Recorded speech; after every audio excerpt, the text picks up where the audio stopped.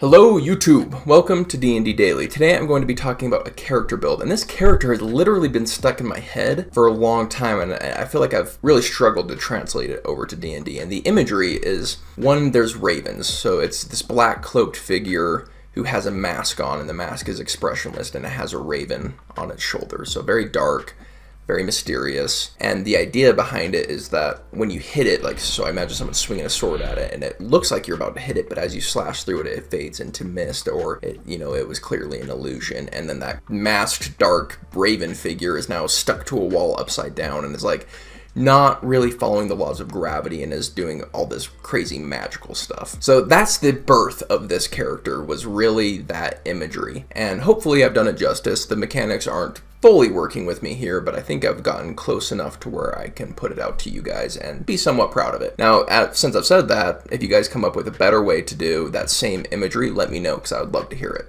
So this character is a character of nuance. Usually I can give you a lot of broad strokes, but broad strokes with this character are just going to look like some typical warlock, so I really have to kind of talk about the finer details of this character. Now, the race we're going to pick is Dhampir. I don't want to be a Dhampir, but I want spider climb. And so I'm just reskinning it to be a worse Dhampir. I don't get the bite, but I get spider climb, and it's more about my mystic background. As for stats, I'm going 8 strength, 14 dex, 16 con, 8 intelligence, 10 wisdom, and 17 charisma. That 17 charisma is clearly setting us up for a level 4 half feat, which is going to be Fey touched, which actually goes along with our Warlock pact. We're going to be the Fey, Pact of the Fey. Now, roleplay-wise, this character wouldn't speak without using message, so we really aren't going to even say anything until level 3. We're going to always have our mask on. If someone were to take the mask off, it would probably be like a mouth sewn shut, missing a nose, some sort of horrifying visage, and that's why we cover our face to make people more comfortable around us. Maybe our tongue was removed and that's why we can't talk, something along those lines, something kind of horrific. At level 3, we're going to pick up Pact of the Tome. This is going to give us a bunch of cantrips, including message, which is going to help us actually communicate to people. I'm also going to take guidance and thaumaturgy. I like thaumaturgy because I consider this an intimidating character. I'm going to take proficiency in intimidation, and making the mask's eyes glow and having the floor rumble. We'll never take advantage of the talk out loud, really loud version, but I think we can still use thaumaturgy to do a lot of interesting things, like someone's trying to run from us and we can shut the door in front of them without moving. Cool things like that. Beyond the horror, there's also just the mysterious element to this character. I really like how with spider climb you can be sticking to the top of a ceiling, but with this character with robes, I think it's interesting.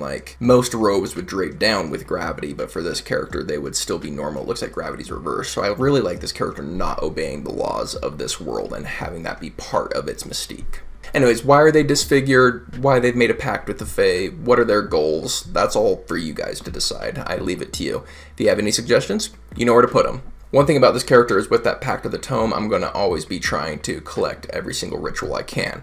So as I'm leveling up our spells level by level, there's only a couple of Warlock ritual spells, but I'll be sure to take them, write down the spell, and then the next level remove them. So now we have the rituals in the book and we don't have to hold them on our spell list, but we still get their advantages, which is nice. It's a little bit of a sacrifice because we take fewer spells overall, but eventually Warlocks are taking so many spells that they're never going to use anyways that it all evens out. It just takes a bit of time. As for our invocations, I am taking Misty Images. We're going to use Misty Images all the time. Combine that with our cantrip Minor Illusion, which we're also taking at first level with Eldritch Blast. Misty Images and Minor Illusion is basically cantrip Major Image. Not quite, I admit, but it's close, because you can do the sounds from your minor image and you can do the image with silent image, and only silent image has concentration. So there's great synergy there, and there's so many things you can do with it. A creative player can get away with so much with this. Even just you want to pick a lock at a door, right? Something as simple as that. You can do a misty image that is the exact same image of the door with no one there, and then your party can be standing inside that 15-foot cube picking the lock, and from anyone outside of the 15-foot cube, it still just looks like the door that was there, and they have no reason to disbelieve it.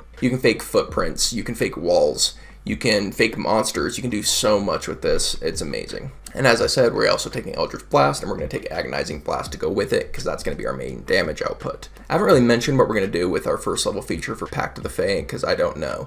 I really don't see that as a good feature at all. It's like a bad disengage. So tell me what you guys would use that first level feature for. I don't even want to go look up its name. That's how little I care about it. But prove me wrong, change my mind, let me know how you guys would use it. It just seems really bad to me. A big key part of this character is going to be defensiveness. We're always going to have defensive options. So I'm going to be looking at things like Armor of Agathis for those fights where we're going to be getting swarmed. I'm going to be taking Fey Touched to pick up Misty Step, and I'm also going to take Gift of Alacrity if the DM will allow it, so we can get that plus D8 to our initiative to one of our characters, which is really, really good. At level 5, I want to pick up Book of Ancient Secrets, which is going to introduce us to being the ritual caster that we are, so we're really not doing it much until this point.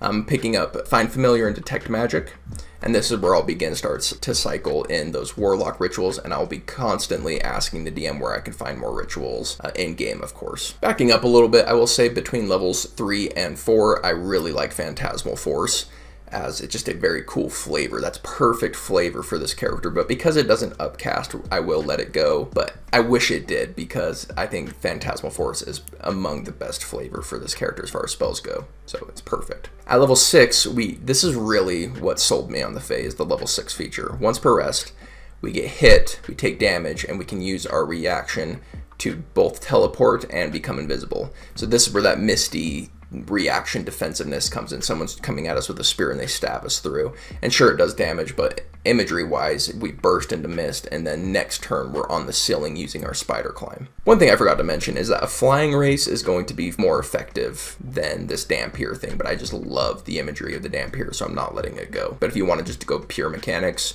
yeah, flying's going to be better. At level 7, I'm picking up Sculptor of Flesh. This was a tough one. The Repulsing Blast that knocks people away with your Eldritch Blast is really good. There's also the level 7 message with your book. You can message people who write their name in your book. That one stood out, but Sculptor of Flesh is just such an impactful spell once a day to be able to cast Polymorph, and it still does kind of fit the imagery of the horror that you're like transforming someone's body. So it was too good, I couldn't let go of it, so that's what we went with. At level 8, this is where we're going to get our Charisma to 20. Something interesting about Warlocks, and I'm sure I'll talk about it in the Warlock deep dive someday. But levels 1 through 7 was really about establishing our fight winning spells.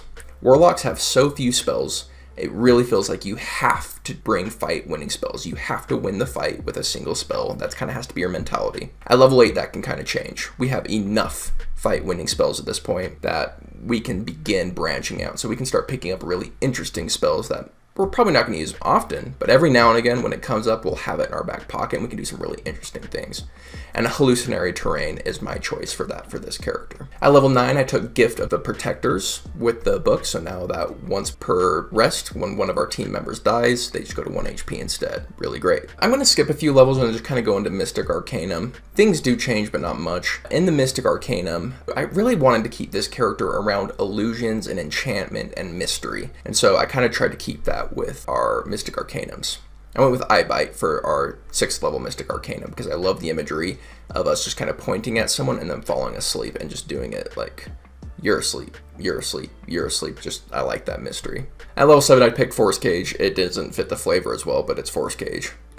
At level 8, I picked Feeble Mind. Feeble Mind, I think, again, fits the flavor. You just kind of point at someone and you blast their brain and now they can barely function. I think that's really cool.